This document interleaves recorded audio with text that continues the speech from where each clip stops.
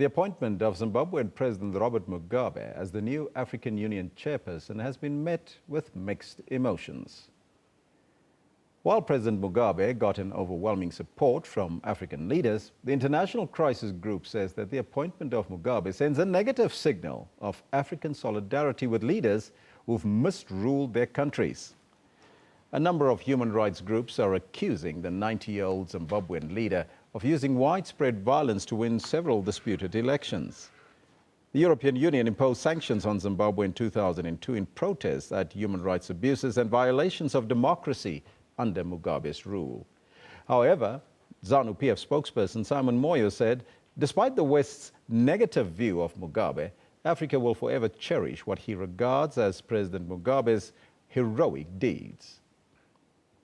And now to discuss the implications of Mugabe's appointment as the EU chairperson, we are now joined by Steven Gruzd, who is the head of governance and ARN at the South African Institute of International Affairs. A very good morning to you, Steven, and welcome. Good morning, Thank you for coming through. Morning, Elvis. Now, talk to me about this appointment of Mugabe. Were you surprised? No, I wasn't surprised because the way that the AU chair is appointed is on a rotational basis between the 5 regions of the African continent. So last time it was North Africa's turn and the president of Mauritania was the president, and it's Southern Africa's turn, and you choose your own team. Yes. It was on the cards. It wasn't a surprise. He was elected unopposed. But as you say, it has caused some controversy. Mm-hmm. What is that controversy? Well, as you said in your intro, people are asking questions about President Mugabe's human rights record, the land invasions in 2000 and following. Although he's seen as a liberator and the country that brought the person who brought independence to his country in 1980, he also represents the old Africa, the Africa of the OAU times. He's 90 years old. He turns 91 in a couple of weeks' time, and he's very old school, but he is very well respected. And carries a lot of weight within African political circles.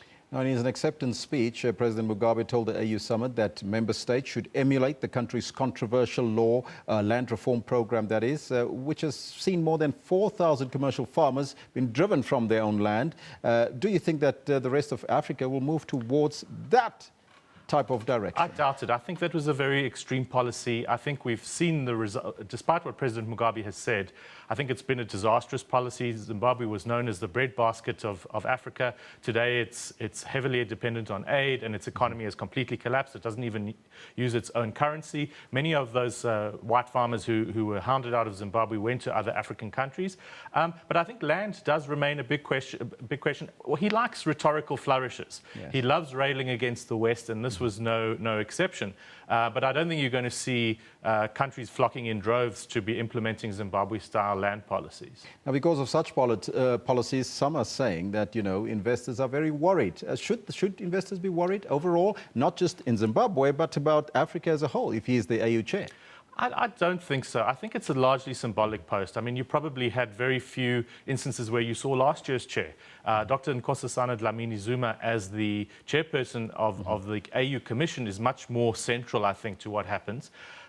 So I think this is more a symbolic post. He really, I don't think, is going to be able to change policies. The AU is a big bureaucracy, and the president or the chairperson of the Assembly is just really a symbolic position. But there are those in, I would imagine, Western capitals that are scratching their heads and wondering what this means for them. A lot of rhetoric against the West, always from President Robert Mugabe. Yeah. He even told Tony Blair that he should keep his England, he'll keep his Zimbabwe. Yes. But with this appointment, do you think that Africa's relationship with the European Union will be affected? Interesting. Last year there was a big African Union AU summit in Brussels, in Belgium last year, and Mugabe was, in spite of the EU sanctions, was granted permission to travel to Brussels, but because his wife wasn't given a visa, because she's also on a list of banned people or people who can't travel, he refused to go. So I think they probably would have preferred somebody a bit more amenable, a bit more friendly to the West, but I think it'll carry on business as usual. They've shown that by that Brussels decision that if they want to invite him somewhere, they're able to do so. I think relations have kind of eased a little bit. certainly in the interim period when the coalition government was in place in Zimbabwe for a few years. I think Zimbabwe grew a little bit closer to the West. Now that President Mugabe was elected and governs on his own without a coalition, I think those relations have been strained somewhat more. What about his relation with Britain? Yeah, not great. I think in Westminster they will be really shaking their heads this morning, as they have done the whole weekend. But if you can't choose the captain of the other side's team, you have to play with who the team selects or who the coach selects. And in this case, Team Africa has selected President Mugabe, and Britain's just going to have to live with it. Why choose a 90-year-old president? That does beg the question. I think it's a very interesting one. It was his turn. I think, unfortunately, or Africa operates on a consensus-based rotational system for who the AU chair is. There have been occasions before where controversial people have not been elected. For example, even though Sudan hosted the AU summit in 2007, President al-Bashir, because I think Darfur was really raging at that time, was not elected as the chairperson, and John Kufuor from Ghana was elected. It is puzzling. I think it's showing respect and showing respect for what who Southern Africa chose as their own candidate. He's also the chairman of SADC at the moment, so it's not unprecedented. But I do think it sends a very mixed signal when we're talking about an institution that is supposedly promoting human rights and good governance and a better Africa for all, when they've chosen a nonagenarian, a 90-year-old president who carries a lot of baggage. And he's got a lot of travel bans. He won't be able to attend all those meetings, I would imagine. Unless special arrangements are made. And as I said, they've kind of got around that before, but yeah, it's not an easy one. It's not as easy as if it was President Zuma, for example, who wouldn't have had those travel restrictions. It's a big meeting of the AU, the summit this year. A number of decisions has been taken. There's a number of issues on the table, on the agenda, Ebola, as well as Nigeria, and a number of other African issues. Your overall take on the AU summit this year? Yeah, I think, Ebola has loomed large. It was barely talked about last year. It's become a major issue. The AU was also wanting to endorse the big long-term plan, development plan called Agenda 2063, and there was a lot of discussion on that. The official theme this year is the Year of Women, and so promoting gender equality on the continent is a big one. But yeah, these political and conflicts do tend to take the spotlight. You just reported on the South Sudan conflict. So even though there's an official agenda, there's also an unofficial agenda. And finally, it seems like Nigeria is getting some of the spotlight, because there's a continental troops that's going to be put together, a force that's going to be put together to go to Nigeria in order to safeguard the Nigerian people from Boko Haram.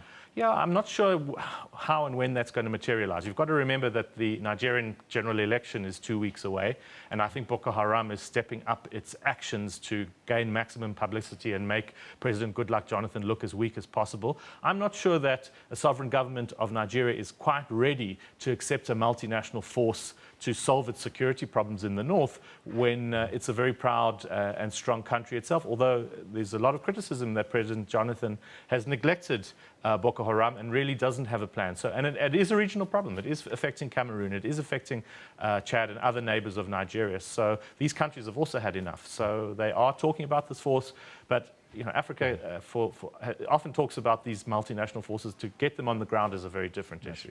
Women's empowerment was also a big issue this year. What does that say about Robert Mugabe at the helm with women's empowerment? Well, he had some comments the other day where he said there's certain things that a man can do and there's certain things that a woman can do. So I'm not sure what that says about him. I think he's although he has had a woman vice president of his country for a long time.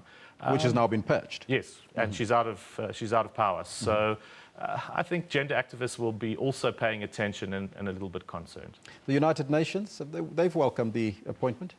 I know Secretary Ban Ki-moon was at the AU at the opening and announced it. I think states in the General Assembly, which the majority come from the developing world, also see President Mugabe as a hero. So I wouldn't be surprised if the General Assembly is quite happy with it. I think, again, Western powers and northern countries are less happy. Looking at the overall decisions taken this year at the summit and moving forward for the African Union, have you got a sense that they're moving in the right direction? I think so. I think it's important that leaders meet regularly. We've also heard that the next summit will be in South Africa in June or July this year, which I think is great and allows us to host an important meeting. I think they are talking about the key issues, climate change, adding value to mineral products, relations with the outside world. It's very bureaucratic and it's very slow, but I think it is important that the key issues are discussed at heads of state level on a regular basis. Stephen, thank you so much for coming in and joining us here on AM News. Thanks, Elvis. It's my pleasure.